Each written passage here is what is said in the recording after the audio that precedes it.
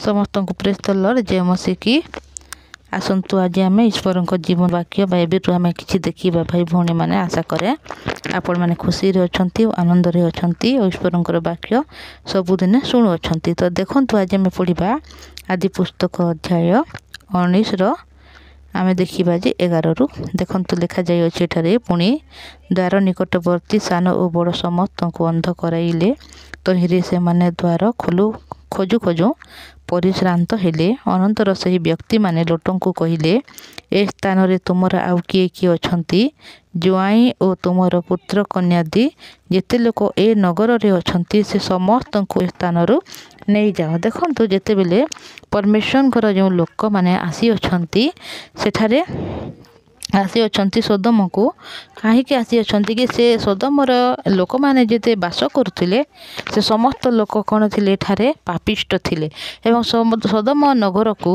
परमेश्वर पूरापूरी भावे सेठारे ध्वंस करने चाहूँगी से जिते बेले अब्राहमकर तांकर पुतुरा लोट से ही देश रे बास करुअछंती सेथि निमंते से लोक माने से लोटों को सेठारू से स्थान रु बाहर करने चाहूँगी कारण लोट थिले जड़े धार्मिक व्यक्ति और परमेश्वर केवे सुधा धार्मिक व्यक्ति को विनष्ट करेंगे नहीं से जो देश में बास करुले से जगार थिबा प्रत्येक लोक मैंने पापिष्ट थिले किंतु लोट जड़े एपरी मनीष थिले से गोटे परमेश्वर लोक थिले एवं परित्राण प्राप्त मनीष थिले जहाद्वारा परमेश्वर तांको केहे मध्य ध्वंस करने एठारे चाहूना से देश जिते से बास करुअछंती सेते बेले से केभे मध्य से देश को नष्ट बा विनाश करि परिबे नाही सेति सकाशु परमेश्वर लोक माने एठारे आसी कोन करुअछंती लोटों को सेठारु बाहर करबा पई चाहउछंती जहाद्वारा कि लोट जिते बेले से स्थान रु बाहरी जीव सेते बेले कोन हेबो से देश को से माने ध्वंस करि परिबे। किंतु देखंतु जेतेले ई वाक्य को मैं पढ़ुअछु भाई भौणी माने लोट जने एपरी थिला जे कि तांको जो चाचा थिला से कौन थिला जने अब्राहम जेते बेले अब्राहम को सहित से एका सहित बास करुथिले लोट सेते बेले लोटों पाखरे बहुत परिमाण रे धन संपत्ति एवं जीव जंतु बहुत परिमाण एठारे थिले किंतु जेते बेले अब्राहम को ठारू लोट पृथक होउछंती सेते बेले कोन होची लोट सेते बेले सोदम को से बाछुअछंती एवं सोदम नगर को जाय सेठारे से रहुअछंती कारण जेते बेले से आखि को जेतेले उठे देखिले सेते बेले सोदम नगरी सेठारे बेसी माने बेसी भल उर्वर माटी परी देखा जाउतला किंतु से माटी को देखि सेठारे जाई बास करिअछंती किंतु सेठार लोक मानक विषय से किछि मध्य जानि नथिले जेतेले अब्राहम को सहित लोट संयुक्त अछंती एठारे समस्त विषय समस्त अनुग्रह एवं समस्त आशीर्वाद को पाई अछंती किंतु जेते बेले अब्राहम कर जो दास परमेश्वर का दास अब्राहम को सहित जेते बेले दु जन अलग होचंती सेते बेले लोट जो जगह रहुअछंती से जगह को परमेश्वर सबुदिन पाई विनष्ट करबा पाई चाहूछंती।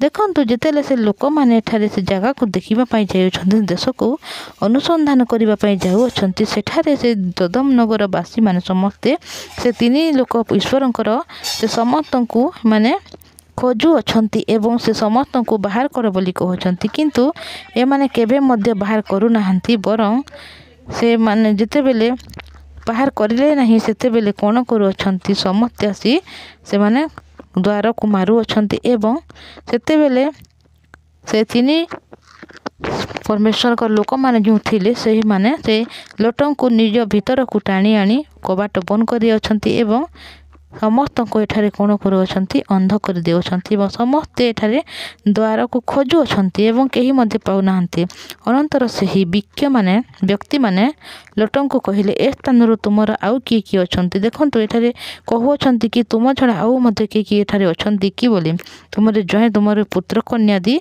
जेते लोक ए नगर रे अछंती से समस्त को स्थान रु नहीं जाओ जेतु आमे माने ए स्थान रे विच्छिन्न करबा सदाप्रभु को छामरे ए नगर विरुद्ध रे महा क्रंदन उठी अछि एणु सदाप्रभु एही नगर उच्छिन्न करबा पाई आम मान को पठाई अछंती एही समाचार को से माने देबा पाई लोटों निकट को आसी अछंती तहु लोट बाहर को जाई अपना कन्या मानक सहित ବିବାହ କରିବାକୁ ଉଦ୍ୟତ ଜ୍ୱାଇଁମାନଙ୍କୁ କହିଲା, ଉଠ ଏଠାରୁ ବାହାର ହୁଅ, ସଦାପ୍ରଭୁ ଏ ନଗର ଉଚ୍ଛିନ୍ନ କରିବେ। ମାତ୍ର ଜ୍ୱାଇଁମାନେ ତାହାକୁ ପରିହାସକ ପରି ମଡ଼ିଲେ। ଦେଖନ୍ତୁ, ଯେତେବେଳେ ଲୋଟ ସେ ଈଶ୍ୱରଙ୍କର ଲୋକମାନଙ୍କର କଥାକୁ ଶୁଣି ଯାଇ ନିଜ ଜ୍ୱାଇଁମାନଙ୍କୁ ମଧ୍ୟ କହିଲେ କି ଈଶ୍ୱର ଏଇ ଦେଶକୁ ନଷ୍ଟ କରିବା ପାଇଁ ଚାହୁଁଛନ୍ତି, ସେଥିପାଇଁ ତୁମେମାନେ କ'ଣ କର, ଚାଲ ସମସ୍ତେ ଏଇ ଦେଶରୁ ବାହାରି ଯିବା। କିନ୍ତୁ ଯେତେବେଳେ ତାଙ୍କ ଜ୍ୱାଇଁମାନେ ଏହି ବିଷୟକୁ କେବେ ମଧ୍ୟ ବିଶ୍ୱାସ କରୁନାହାନ୍ତି, ବରଂ ସେମାନେ ପରିହାସ କରୁଅଛନ୍ତି ଏବଂ ଏମାନେ ଉଡ଼େଇ ଦେଉଛନ୍ତି। ଆର ଦିନ ପ୍ରଭାତ ହୁଅନ୍ତି ଦୂତମାନେ ଲୋଟକୁ ଚଞ୍ଚଳ କରାଇ କହିଲା, ଉଠ, ଆପଣର ଭାର୍ଯ୍ୟ ଏହି ଯେ 2 କନ୍ୟା ଏଠାରେ ଅଛନ୍ତି ସେମାନଙ୍କୁ ଘେନିଯାଅ, ନହେଲେ ନଗରର ଦଣ୍ଡରେ ବିନଷ୍ଟ ହେବ। ଦେଖନ୍ତୁ, ସେ ନଗର ଏତେ ବେଶୀ ପରିମାଣରେ ପାପରେ ଭରି ଯାଇଥିଲା, ଯାହାଦ୍ୱାରା ତାକୁ ବିନଷ୍ଟ କରିବା ପାଇଁ ସଦାପ୍ରଭୁ ଏ ଲୋକମାନଙ୍କୁ ଏଠାକୁ ପଠାଇଅଛନ୍ତି, ନିଜର ଲୋକମାନଙ୍କୁ। ଏବଂ ସେମାନେ କହୁଅଛନ୍ତି ଲୋଟକୁ କି ତୁମେ ଯାହା ବି ତୁମ ପରିବାର କୁଟୁମ୍ବମାନେ ଅଛନ୍ତି ସମସ୍ତଙ୍କୁ ଏଠାରୁ ବାହାର କରି ନେଇଯାଅ, କାରଣ ଏହି ଦେଶକୁ ପରମେଶ୍ୱର ଧ୍ୱଂସ କରିବା ପାଇଁ ଚାହୁଁଛନ୍ତି। ଏବଂ ସେଠାରେ ଲୋଟ ଯେତେବେଳେ ଜ୍ୱାଇଁମାନଙ୍କୁ ମଧ୍ୟ କହିଅଛନ୍ତି କି ସମସ୍ତେ ଚାଲ ଏଠାରୁ ବାହାରି ଯିବା, କିନ୍ତୁ ସେମାନେ କେବେ ମଧ୍ୟ ଶୁଣୁନାହାନ୍ତି। ତାପରେ ସେ ଲୋକମାନେ କ'ଣ କହୁଅଛନ୍ତି କି ତୁମର 2 କନ୍ୟାକୁ ଏବଂ ତୁମର ଭାର୍ଯ୍ୟାକୁ ତୁମ ସହିତ ନେଇ ଚାଲ, କାରଣ ଆମେ ଏ ଦେଶକୁ ନଷ୍ଟ କରିବା, ନହେଲେ କ'ଣ ହେବ, ଏଠାରେ କ'ଣ କହୁଛନ୍ତି, ଏଠାରେ ନଗର ଦଣ୍ଡରେ ବିନଷ୍ଟ ହେବ ବୋଲି ଏଠାରେ କହୁଅଛନ୍ତି। ତଥାପି ସେ ବିଳମ୍ବ କଲା, ତହିଁରେ ତାହା ପ୍ରତି ସଦାପ୍ରଭୁଙ୍କର ଦୟା ହେତୁରୁ ସେମାନେ ତାହାର ଓ ତାହା ଭାର୍ଯ୍ୟର 2 କନ୍ୟାଙ୍କର ହସ୍ତ ଧରି ସେମାନଙ୍କୁ ନଗର ବାହାରୁ ରଖିଲେ। ଦେଖନ୍ତୁ, ଯେତେବେଳେ ସେ ଲୋଟ ସେଠାରେ ବାସ କରୁଅଛି, ପରମେଶ୍ୱର କେବେ ସୁଦ୍ଧା ସେ ରାଜ୍ୟକୁ ବା ସେ ଦେଶକୁ କେବେ ମଧ୍ୟ ଧ୍ୱଂସ କରିପାରୁନାହାନ୍ତି। ସେଥିପାଇଁ ପରମେଶ୍ୱର ନିଜର ଲୋକମାନଙ୍କୁ ସେଠାକୁ ପଠାଇଅଛନ୍ତି, ଯାହାଦ୍ୱାରା ସେ ଦେଶକୁ ଧ୍ୱଂସ କରିବା ପାଇଁ। ଏବଂ ଯେତେବେଳେ ସେ ଲୋଟ ବିଳମ୍ବ କରୁଅଛି, ସେଥିସକାଶୁ ସେ ଲୋକମାନେ କ'ଣ କରୁଅଛନ୍ତି, ସେମାନଙ୍କୁ ହାତକୁ ଧରି ତାଙ୍କ ଭାର୍ଯ୍ୟାଙ୍କୁ ଏବଂ ତାଙ୍କର 2 କନ୍ୟାକୁ ସେ ଦେଶରୁ ବାହାର କରୁଅଛନ୍ତି।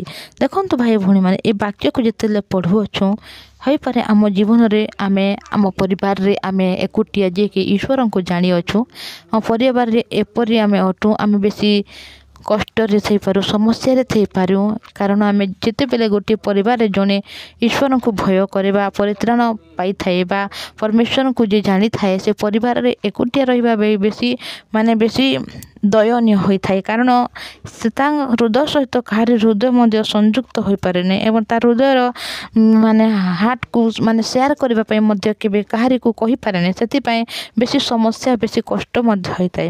ତ ସେଥିପାଇଁ ଯେତେବେଳେ ଲୋଟ ସେ ନଗରରେ ଅଛନ୍ତି, ତ ଲୋଟଙ୍କୁ ପରମେଶ୍ୱର କେବେ ମଧ୍ୟ ବିନଷ୍ଟ କରିବେ ନାହିଁ, କାରଣ ଲୋଟ ଜଣେ ପରିତ୍ରାଣ ପ୍ରାପ୍ତ ବ୍ୟକ୍ତି ଏବଂ ଲୋଟଙ୍କ ଦ୍ୱାରା ତାଙ୍କ ପରିବାର ସମସ୍ତଙ୍କୁ ପରମେଶ୍ୱର ଏଠାରେ ବଞ୍ଚାଇବା ପାଇଁ ଚାହୁଁଅଛନ୍ତି। କିନ୍ତୁ ଲୋଟ ଏଠାରେ ବିଳମ୍ବ କରୁଅଛନ୍ତି। ଲୋଟ ଯେତେ ଦିନ ପର୍ଯ୍ୟନ୍ତ ସେ ସୋଦମ ନଗରୀରେ ରହିବେ, ସେତେ ଦିନ ପର୍ଯ୍ୟନ୍ତ କେବେ ମଧ୍ୟ ସେ ଦେଶ ନଷ୍ଟ ହୋଇପାରିବ ନାହିଁ। ସେଥିପାଇଁ କ'ଣ କରୁଅଛନ୍ତି, ତାକୁ ହାତ ଧରି ତାକୁ ସେ ଦେଶରୁ ବାହାର କରି ଆସୁଅଛନ୍ତି, ତାଙ୍କର ଭାର୍ଯ୍ୟାକୁ ଏବଂ ତାଙ୍କର 2ଟି ପୁତ୍ର, ତାଙ୍କର କନ୍ୟାମାନଙ୍କୁ ସେ ବାହାର କରି ଆସୁଅଛନ୍ତି। କାରଣ ଯଦ୍ୱାରା ସେମାନେ ଯେତେବେଳେ ବାହାରିବେ ସେଇ ଦେଶରୁ, ତଦ୍ୱାରା ସେମାନେ କ'ଣ ହେବ, ସେ ଦେଶଟି ନଷ୍ଟ ହେବ। ତ ଯେତେବେଳେ ଆମେ ଏ ବାକ୍ୟକୁ ଦେଖୁଅଛୁ, ତ ଆମକୁ ଲାଗୁଅଛି କି ଆମେ ପରିତ୍ରାଣ ପାଇଅଛୁ, ଆମେ ଘରେ ଯେତେ ଏକୁଟିଆ ଅଛୁ, ଆମ ଜୀବନରେ ବେଶୀ କଷ୍ଟ ସମସ୍ୟା ମଧ୍ୟ ଆସୁଅଛି। କିନ୍ତୁ ଭାଇ ଭଉଣୀମାନେ, ଏହାକୁ ଡରିବାର ନାହିଁ, କାରଣ ପରମେଶ୍ୱର ସବୁବେଳେ ଆମର ନିକଟବର୍ତ୍ତୀ ଅଛନ୍ତି। ଆମର ଦୁଃଖ ସୁଖ, ଆମର ଅସୁବିଧା, ଆମର ପରିସ୍ଥିତିକୁ, ସମସ୍ତ ବିଷୟକୁ ପରମେଶ୍ୱର ଜାଣନ୍ତି ଏବଂ ପରମେଶ୍ୱର ଆମକୁ ବାହାର କରିବା ପାଇଁ ଚାହୁଁଅଛନ୍ତି। ସେଥିପାଇଁ ଯେତେବେଳେ ଆମେ କେବେ ସୁଦ୍ଧା ଯେଉଁଠାରେ ଆମେ ଏକୁଟିଆ ଅଛୁ, କେବେ ମଧ୍ୟ ଏକୁଟିଆ ନ ରହି ବରଂ ଆମ ପାଖରେ ଥିବା ପ୍ରତ୍ୟେକ ଜଣଙ୍କୁ, ନିଜ ପରିବାର ହେଉ, ନିଜ ପଡ଼ୋଶୀ ହେଉ, ସମସ୍ତଙ୍କ ଈଶ୍ୱରଙ୍କ ଜୀବନ୍ତ ବାକ୍ୟକୁ ଆମେ ଶୁଣାଇବା, ଯାହାଦ୍ୱାରା ସେଠାରେ କେବେ ସୁଦ୍ଧା ଆମେ ଏକୁଟିଆ ରହିବା ନାହିଁ। କାରଣ ପରମେଶ୍ୱର ଆମ ଦ୍ୱାରା ଆମ ଦେଶକୁ, ଆମ ଗାଁକୁ, ଆମ ପରିବାର ସମସ୍ତ ଲୋକକୁ କ'ଣ କରିବା ପାଇଁ ଚାହୁଁଛନ୍ତି, ବଞ୍ଚାଇବା ପାଇଁ ଚାହୁଁଛନ୍ତି। ଯେପରି ଅବ୍ରାହମ ମଧ୍ୟ ସେଠାରେ ଅଛନ୍ତି। ଅବ୍ରାହମ ଯେଠାରେ ମଧ୍ୟ ବାସ କରୁଅଛନ୍ତି ସେ ଈଶ୍ୱରଙ୍କର ଭୟ କରୁଅଛନ୍ତି ଓ ସେ ପରମେଶ୍ୱରଙ୍କର ବାକ୍ୟକୁ ମଧ୍ୟ ସେ ସୁସମାଚାରକୁ ମଧ୍ୟ ପ୍ରଚାର କରୁଅଛନ୍ତି, ଯାହାଦ୍ୱାରା ତାଙ୍କ ଆଖପାଖ ପଡ଼ାପଡ଼ୋଶୀ ସମସ୍ତେ ଈଶ୍ୱରଙ୍କୁ ଭୟ କରୁଅଛନ୍ତି ଓ ଈଶ୍ୱରଙ୍କୁ ସମସ୍ତେ ବିଶ୍ୱାସ କରୁଅଛନ୍ତି। କିନ୍ତୁ ଲୋଟ ଏପରି ଯିଏକି ଅବ୍ରାହମଙ୍କ ସହିତ ସଂଯୁକ୍ତ ଥିଲେ, ଯଦ୍ୱାରା ତାଙ୍କ ପାଖ ସମସ୍ତ ବିଷୟ ଥିଲା, କିନ୍ତୁ ଯେତେବେଳେ ଅବ୍ରାହମଙ୍କ ସହିତ ଏମାନେ ବିଚ୍ଛିନ୍ନ ହେଉଅଛନ୍ତି ସେତେବେଳେ ଏକୁଟିଆ ହେଉଅଛନ୍ତି ଏବଂ ତାଙ୍କ ପାଖରେ କେହି ମଧ୍ୟ ନାହିଁ। ଯେପରି ଈଶ୍ୱରଙ୍କ ଯେଉଁ ଦୂତମାନେ ତାକୁ ଏଠାରୁ ବାହାରିଯାଅ କହିଲେ ସୁଦ୍ଧା ସେ କେବେ ସୁଦ୍ଧା ମାନେ ବିଶ୍ୱାସ ମଧ୍ୟ କରିପାରୁନାହିଁ, ବିଳମ୍ବ କରୁଅଛି। ସେଥିପାଇଁ ସେ ଈଶ୍ୱର ନିଜ ଦୂତଙ୍କ ଦ୍ୱାରା କ'ଣ କରୁଅଛନ୍ତି, ତାଙ୍କ ହାତକୁ ଧରି ସେଠାରୁ ବାହାର କରିବା ପାଇଁ ଚାହୁଁଅଛନ୍ତି, କରିବା ପାଇଁ ପଡ଼ୁଅଛି ଭାଇ ଭଉଣୀମାନେ। ତ ଆମେ କେବେ ସୁଦ୍ଧା ନିରାଶ ହେବା ନାହିଁ, ହତାଶ ହେବା ନାହିଁ। ଯେତେବେଳେ ଆମେ ଏକୁଟିଆ ଅଛୁ ନିଜ ଅଞ୍ଚଳରେ, ନିଜ ଗାଁରେ, ନିଜ ପରିବାରରେ, ତ ସେତେବେଳେ ସଦା ପ୍ରଭୁ ମଧ୍ୟ ଆମର ସହବର୍ତ୍ତୀ ପରମେଶ୍ୱର ଅଟନ୍ତି। କେବେ ମଧ୍ୟ ସେ ଆମକୁ ଏକୁଟିଆ ଛାଡ଼ିବେ ନାହିଁ, କେବେ ମଧ୍ୟ ସେ ଆମକୁ ଧ୍ୱଂସ କରିବେ ନାହିଁ। ବରଂ ପରମେଶ୍ୱର ଆମକୁ ଏପରି କରିଅଛନ୍ତି ଯେ ଆମେ ବହୁତ ଲୋକର ଉଦ୍ଧାରର କାରଣ, ଆଶୀର୍ବାଦର କାରଣ ହୋଇଅଛୁ। ତ ଆସନ୍ତୁ ମୁଁ ଆଜି ଏତିକି ବାକ୍ୟ କହୁଅଛି, ଆପଣମାନେ ପ୍ରତ୍ୟେକ ଦିନ ବାକ୍ୟକୁ ଶୁଣନ୍ତୁ, ଈଶ୍ୱରଙ୍କ ଅନୁଗ୍ରହକୁ ପାଆନ୍ତୁ। କାରଣ ଯେତେବେଳେ ଆମେ ବାକ୍ୟ ଶୁଣୁଛୁ ଆମ ହୃଦୟ ସବୁବେଳେ ଆଶା ଦ୍ୱାରା ଭରି ରହିଅଛି। ଆମେ ଯେତେ ପରିସ୍ଥିତିରେ ଥାଉ ନା କାହିଁକି, ଯେତେ ଦୁଃଖ କଷ୍ଟରେ ଥାଉ ନା କାହିଁକି, ଯେତେବେଳେ ବାକ୍ୟ ଆମ ହୃଦୟରେ ପ୍ରବେଶ କରେ ସେ ସମସ୍ତ ବିଷୟକୁ କାଢ଼ି ସେଠାରେ ଫିଙ୍କି ଦେଇଥାଏ, ଯାହାଦ୍ୱାରା ଆମେ ପରିସ୍ଥିତି ଦ୍ୱାରା ଧରା ନାହିଁ ଯେ ଆମେ ଯେତେବେଳେ ବାକ୍ୟର ସାଇଡ଼ରେ ଠିଆ ହୋଇପାରୁଅଛୁ ତ ଆମେ ଅନୁଗ୍ରହକୁ ପାଇ କ'ଣ କରୁଅଛୁ, ମଣ୍ଡଳୀ ସହିତ ଆମେ ସଂଯୁକ୍ତ ହେଉଅଛୁ। ତାହାଦ୍ୱାରା এই ବାକ୍ୟ ଦ୍ୱାରା ଆପଣମାନେ ସମସ୍ତେ ଅନୁଗ୍ରହକୁ ପାଆନ୍ତୁ। ଆସନ୍ତୁ ଆଜି ଆମେ ପ୍ରାର୍ଥନା କରିବା।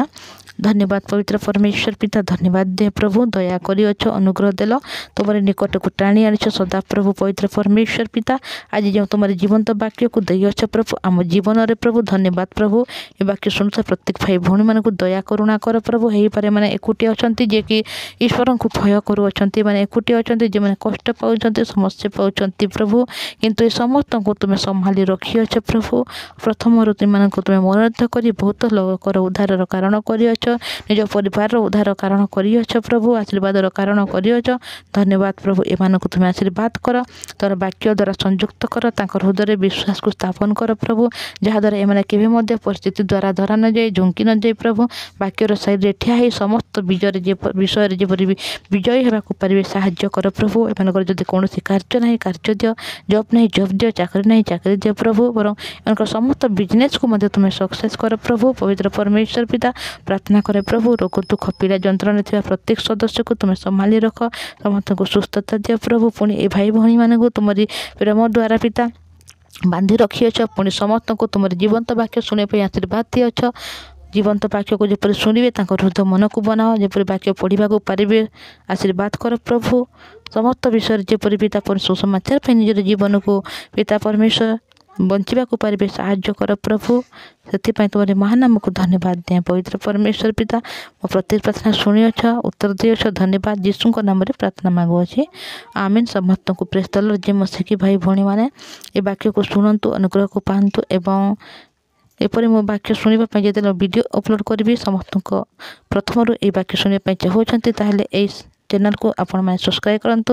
ପୁଣି ଈଶ୍ୱରଙ୍କର ଅନୁଗ୍ରହକୁ ପାଇବା ପାଇଁ ଆପଣଙ୍କ ପରିବାରର ପ୍ରତ୍ୟେକ ସଦସ୍ୟକୁ এই ଭିଡ଼ିଓକୁ ସେୟାର କରନ୍ତୁ, ଯାହାଦ୍ୱାରା ସମସ୍ତଙ୍କ ଜୀବନ୍ତ ବାକ୍ୟକୁ ଶୁଣନ୍ତୁ ଏବଂ ଅନୁଗ୍ରହକୁ ପାଆନ୍ତୁ। ସମସ୍ତଙ୍କୁ ପ୍ରେଜ୍ ଦ ଲର୍ଡ। ଯେ ମସିକି ଥ୍ୟାଙ୍କ ୟୁ।